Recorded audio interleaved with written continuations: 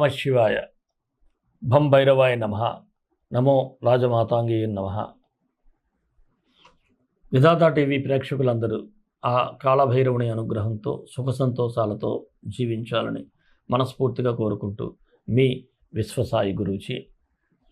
రాశిఫలాలకు వెళ్లే ముందు మన పీఠంలో మహాశివరాత్రికి ఆ మహాదేవునికి జరిగేటువంటి వేడుకలను ప్రస్తావించుకుందాం.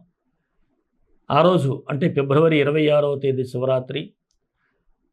ఆ రోజు మనం సాయంత్రం నుంచి కూడా లింగోద్భవ కాలం వరకు, లింగోద్భవ కాలం తర్వాత కూడా అనేకమైనటువంటి కార్యక్రమాలు ఉంటాయి. ముఖ్యంగా మన పీఠంలో శివశక్తి సహిత మహాకాళభైరవ రుద్రహోమం కూడా జరుగుతుంది.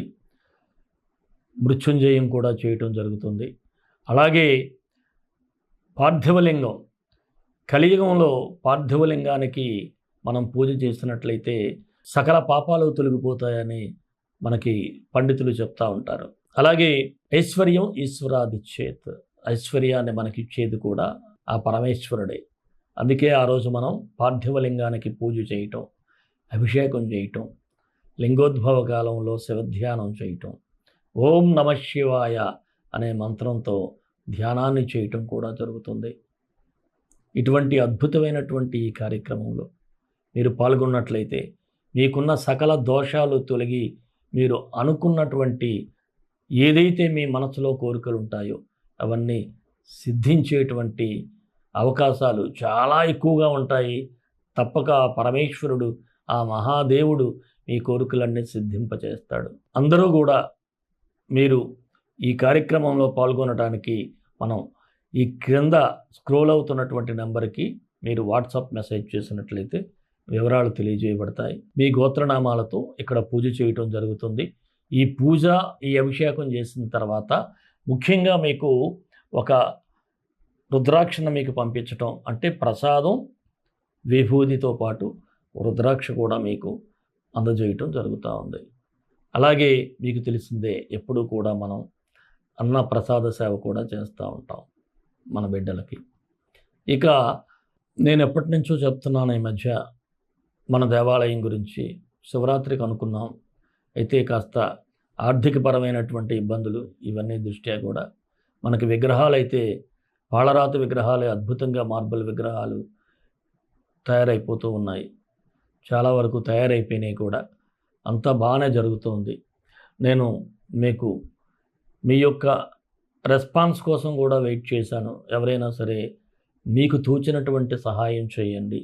ఈ దేవాలయం ఎందుకంటే స్వర్ణాకర్తన భైరవుడు, మానసాదేవి, రాజశ్యామలాదేవి, కాళభైరవుడు, భైరవీమాత, స్ఫటిక శివలింగం, సంకటహర గణపతి, ఇన్ని దేవతామూర్తులతో ఒక అద్భుతమైనటువంటి ఆలయం తయారవుతుంది.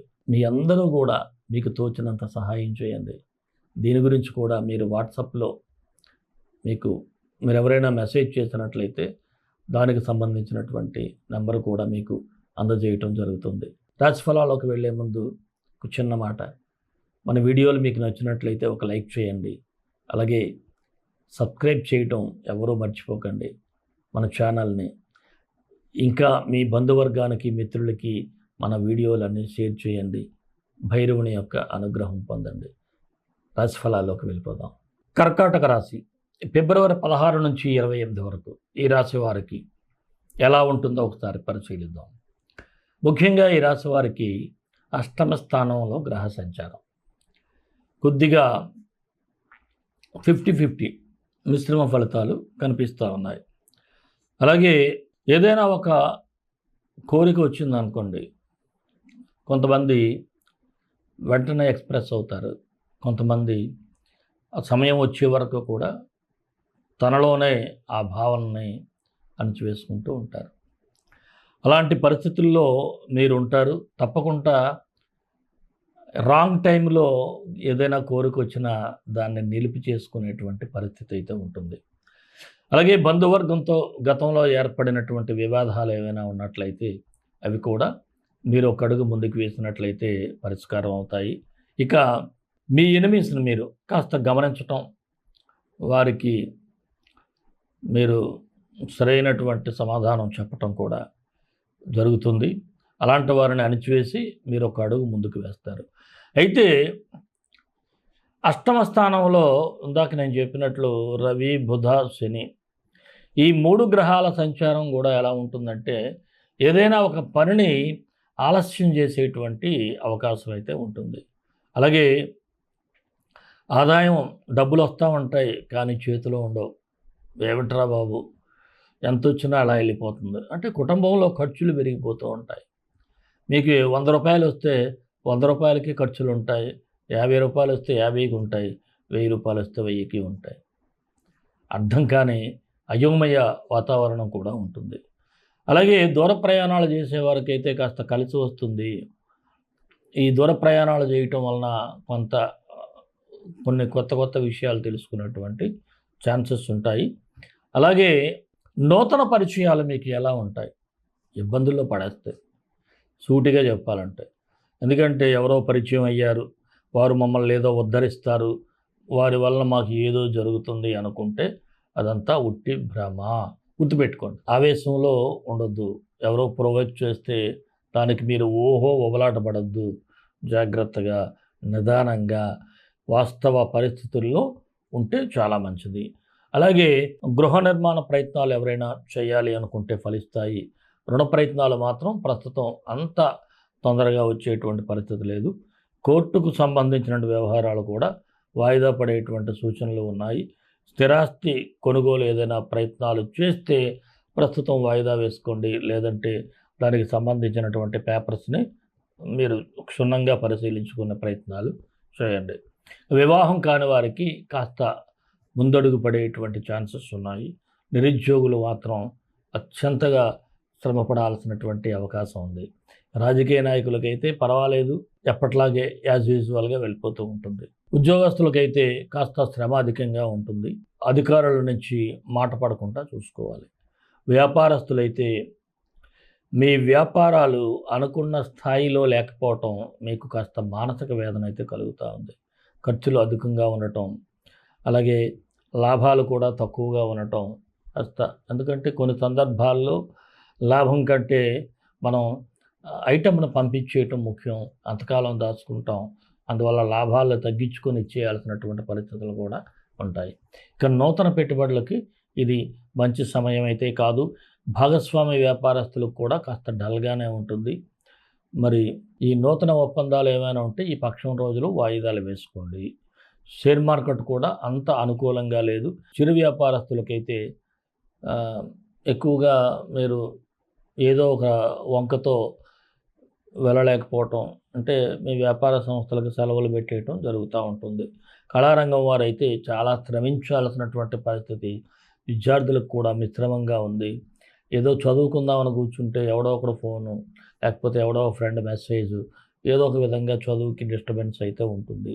ఆరోగ్యపరంగా అయితే శారీరకంగా పెద్దగా ఇబ్బంది అనిపించదు, కానీ మానసికంగా ఎక్కువగా స్ట్రెస్కి గురయ్యేటువంటి ఛాన్సెస్ అయితే ఉంటాయి. కొద్దిగా మానసికంగా ప్రతి విషయాన్ని మీరు మైండ్కి తీసుకోకుండా ఉంటే మంచిది.